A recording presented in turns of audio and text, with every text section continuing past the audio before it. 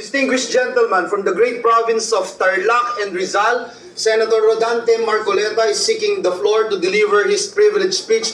I move that he be recognized, Mr. President.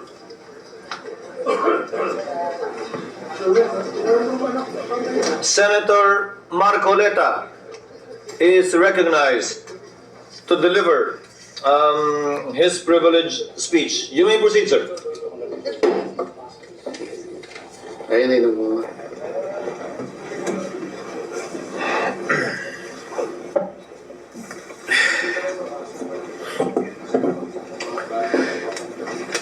Thank you, Mr. President. Mr. President, I rise on a question of privilege. Today, I believe the entire nation awaits the disposition of the matter in regard to the impeachment complaint filed against the Vice President, Sara Zimmerman Duterte, in the light of the recent but unanimous decision of the Supreme Court.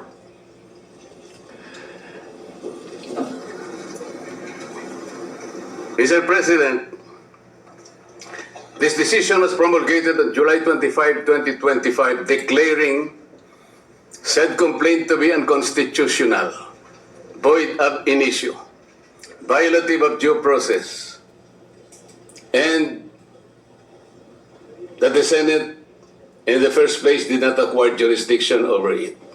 Take note, Mr. President, it even said that the decision is immediately executory. But before I continue, Mr. President, let me put on record that the initial proceedings, impeachment proceedings conducted by the Senate in the 19th Congress have never been formally carried over to the Senate of the 28th Congress.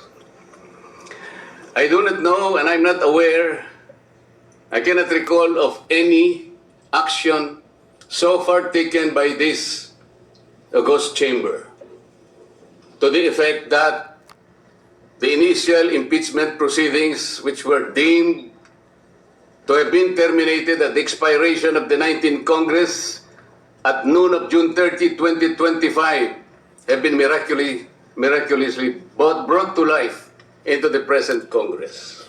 That having said, Mr. President, I'd like to continue. Mr. President, the decision of the Supreme Court did not dwell on the intrinsic merits of the impeachment complaint filed against the Vice President. It zeroed in merely on the procedures and the processes taken by the House of Representatives. To repeat, it declared the whole impeachment complaint constituting the articles of impeachment to be unconstitutional, violative of due process, void ab initio. Simply because the rules of procedure in impeachment proceedings in the House of Representatives were never followed. And they violated the one-year ban on multiple impeachment complaints as prescribed under Article 11, Section 3, Paragraph 5, which says that no impeachment proceedings shall be initiated against the same official more than twice within a period of 1 year. Napakasimple po ng sinasabi doon, Mr. President. No impeachment proceeding should be initiated against the same person more than twice within a period of 1 year. Ilan po ang impeachment proceedings, impeachment complaints na ipinail ng House of Representatives? 4 po eh. The first one started in December 2. Sumunod po December 4. Meron pang sumunod na December 19 hanggang sa umabot po noong February 5. Yun nga pong ipinangangalandakan na impeachment complaint which was signed by more than 1/3 of the members of the House of Representatives. Nasunod po ba ang tuntunin ng House of Representatives? Noon pong nag-require ang Supreme Court, Mr. President, tinanong po yung House of Representatives in connection with the two petitions filed by several parties before the Supreme Court. One of the items required by the Supreme Court is for the House to give the status of the first three complaints filed. Ano po ang sagot ng House of Representatives? Yun daw pong unang tatlo. The one filed in December 2, December 4, and December 19 were all archived. Nasaan po sa rules ng House na yun pong mga impeachment complaints na ipa-file ay archive? Wala po. Pwede po bang ipakita yung slide na kung saan ay makikita natin ano po ba ang proseso kapag may nag-file na isang impeachment complaint? Ayan po yung Rule 2. Ang sinasabi po sa Rule 2, Mr. President,